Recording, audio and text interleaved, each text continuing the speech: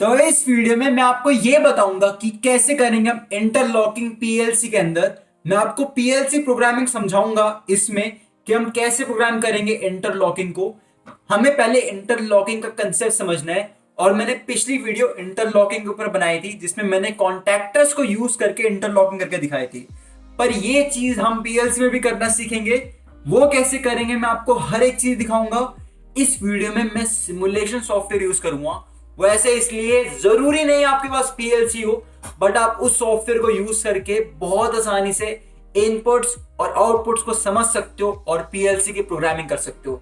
वो select company की PLC है और जो सॉफ्टवेयर है वो सिलेक्ट का ही है।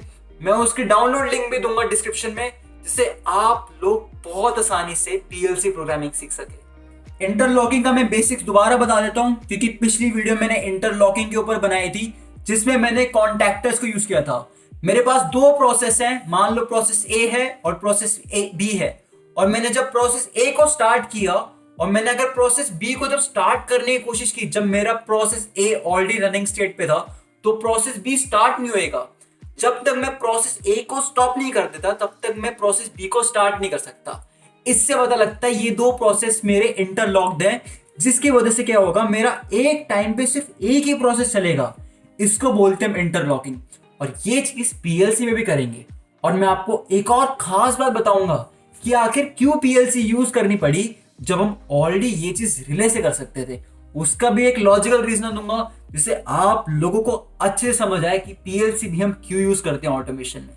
पीएलसी का इन्वेंशन इसलिए हुआ था कि हमें वायरिंग को कम से कम करना था। क्योंकि मैं आपको एक चीज बताऊं, आप पीएलसी के बिना भी ऑटोमेशन कर सकते हो एनओएनसी को यूज करके। पर होता क्या है, जब ये कॉम्प्लेक्स हो जाएगा, जब हम एक प्लांट में जाते हैं तो वहां पे बहुत सारे प्रोसेस हो रहे होते हैं।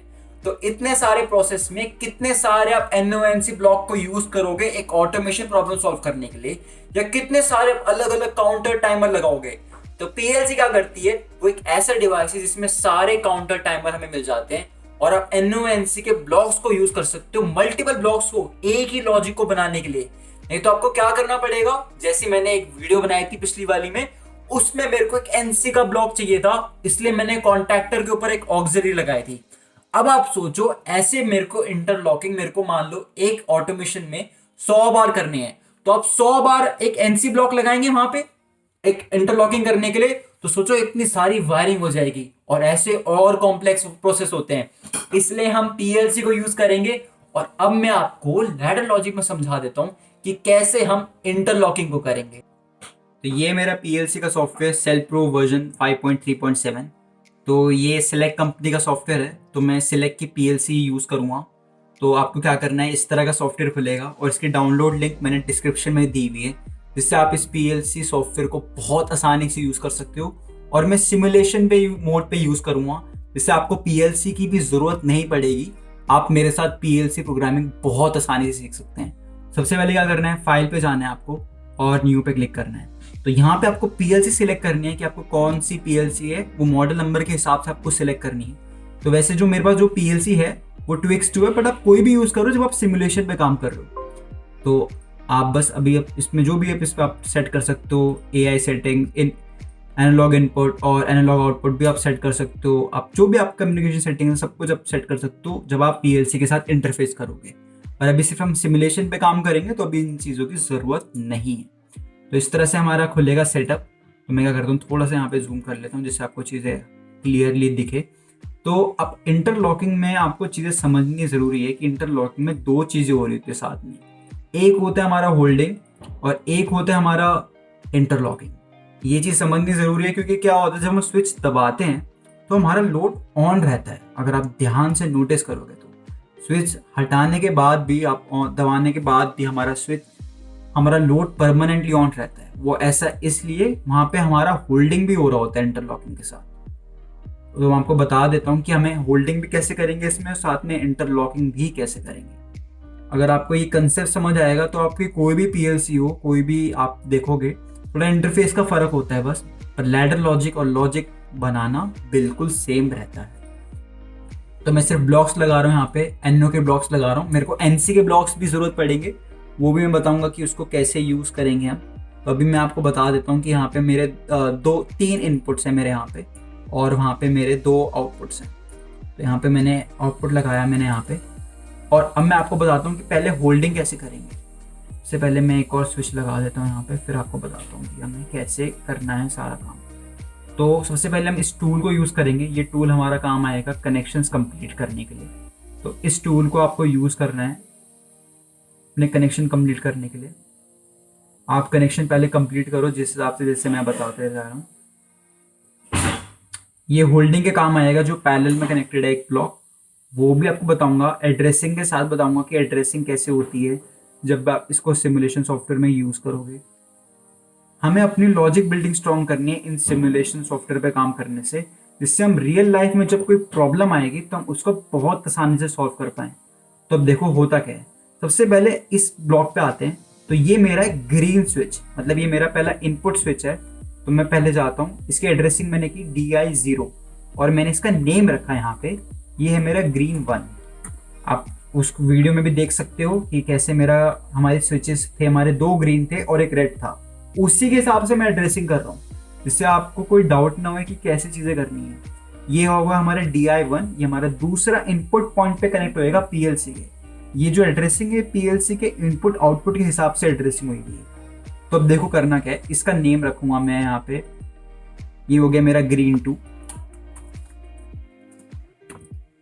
ये मेरे ग्रीन स्विच है, जो मेरे NO स्विचेस लगे हुए थे वहां पे। और ये मेरे आउटपुट्स, और आउटपुट के एड्रेसिंग में क्या करता हूँ मैं, ये मेरा DO0 और इसको भी मैं दे देता हूँ नाम इसका एक। ये हो गया मेरा वाइट बल्ब हो गया, क्योंकि मेरा वाइट बल्ब। और ये हो गया मेरा रेड बल्ब। और अब ये यहाँ पे मेरे 2 स्विचेस हैं। अब मैं आपको बताता हूँ कि होगा क्या। सबसे पहले तो आपको पैरेलल वाले ब्लॉक की एड्रेसिंग करनी है। ये ब्लॉक भी रहता है जो मैंने बताया था होल्डिंग के काम आएगा। होल्डिंग में क्या करेंगे, जो इसका एड्रेस रहेगा इस वाले का एड्रेस रहेगा, वही सेम एड्रेस इस वाले स्विच का होगा। सिमिलरली जो व्हाइट बल्ब का एड्रेसिंग थी वही सेम एड्रेसिंग इसकी होगी। तो वो कैसे करेंगे, हम डबल क्लिक करेंगे और हम सिलेक्ट वेरिएबल पे जाएंगे। हमारा व्हाइट बल्ब है वहां पे, तुमने व्हाइट बल्ब पे सिलेक्ट किया, वही सेम एड्रेसिंग इसकी यहाँ पे आ गई। तो अब वो बताऊंगा क्यों हमने सेम एड्रेसिंग की। अब देखो, जब ये ऑन होएगा हमारा रेड बल्ब इस स्विच के थ्रू मान लो ऑन होता है, तो जब ये ऑन होएगा तो ये भी ऑन हो जाएगा। और मान लो हम ग्रीन स्विच को बंद करते हैं तो क्या होएगा, वो यहीं से उसको बाईपास कर जाएगा, ये समझ लो, और यहीं से उसको सिग्नल मिल रहा रहेगा होल्डिंग के लिए। तो जब स्विच दबा के हटा दोगे तो हमारा रेड बल्ब परमानेंटली ऑन हो जाएगा। तो ये बताऊंगा। इसके बाद इंटरलॉकिंग और रीसेट कैसे करेंगे इस सिग्नल को, वो भी बताऊंगा। तो पहले इस स्विच पे आ जाते हैं। तो अभी क्या करना है, हमें पहले इंटरलॉकिंग करनी है। इंटरलॉकिंग करने के लिए हम इसका जो एड्रेसिंग होगी वो इसकी एड्रेसिंग कर देंगे। मतलब जो सेम एड्रेस इसका है वो यहाँ डाल देंगे और इसकी जो एड्रेसिंग होगी यहाँ डाल देंगे। अब यहाँ पे हमारा इंटरलॉक हो जाएगा। अभी दिखा देता हूँ कि कैसे होगा हमारा इंटरलॉक। ये हो गया हमारा रेड बल्ब, ये हो गया हमारा रेड बल्ब। ये दोनों की सेम एड्रेसिंग हमने कर दी यहाँ पे। और अब यहाँ पे हमारे 2 ये ब्लॉक्स हैं। ये हम इसको पहले तो आपको NC में करना है। ये हमारे NC में पॉइंट होंगे। सबसे इंपॉर्टेंट इंटरलॉकिंग में यही थे। और आपको ये भी बता देता हूँ कि NC में क्यों थे। जब भी हम इंटरलॉकिंग करेंगे, आप ध्यान से अगर आप उस सर्किट में भी देखोगे, जो मैंने सर्किट बनाया था सिर्फ कॉन्टैक्टर्स को यूज करके, उसमें मैंने एक ऑक्सिलरी को यूज किया था। ऑक्सिलरी वहां पे यही काम कर रही थी कि वहां पे इंटरलॉकिंग में हेल्प कर रही थी। और आप देख सकते हो कि यहाँ पे ये NC स्विच को मैंने इसलिए लगाया कि इंटरलॉकिंग में हेल्प करे, लॉजिकली लगाया है। पर उस केस में मैंने वहां पे एक ऑक्सिलरी कॉन्टैक्ट को लगाया था। तो आप देख सकते हैं कि यहाँ पे एक्स्ट्रा वायर्स जो थी, जो आप ऑक्सिलरी के लिए लगा रहे थे NC से निकालने के लिए, वो यहाँ पे अपने बस PLC के इंटरनल लॉजिक में डिफाइन कर दिया। पर रियलिटी में करना क्या होगा, प्रैक्टिकली आपको बस इनपुट आउटपुट की वायरिंग करनी होगी। वो आप बहुत आसानी से कर सकते हैं। जब चीजें कॉम्प्लेक्स होगी तब आपको समझ आएगा। सारे सर्किट्स आप रिले से नहीं बना सकते, वो बहुत सारी वायरिंग हो जाएगी। आपको PLC से ही बस लैडर लॉजिक को बनाना है। तो अब देखो करना क्या है। हमें पहले रेड स्विच तो था हमारा रीसेट स्विच या NC स्विच, उसको भी हमें डालना है यहाँ पे, क्योंकि वो अब क्या करेगा, इंटरलॉकिंग को रीसेट करेगा कि दूसरे इनपुट को चलाने के लिए। तो हम क्या करते हैं, यहाँ पे हम DI2 ले लेते हैं और इसको हम ले लेते हैं रीसेट स्विच। रीसेट स्विच जो हमारा रेड था, ये हो गया मेरा रीसेट स्विच। और इसकी सेम एड्रेसिंग होगी क्योंकि वो स्विच वहाँ पे सेम ही है मेरा। यहाँ पे यही सेम स्विच इसी को रिप्रेजेंट कर रहा है, इसलिए उसका ब्लॉक यहाँ पे है। ये यहाँ पे हमारा एनसी स्विच होएगा।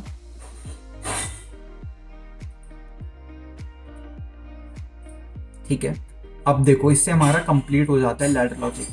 तो आपको क्या करना है, इसको सिमुलेशन मोड पे जाने के लिए इसको दबाना है।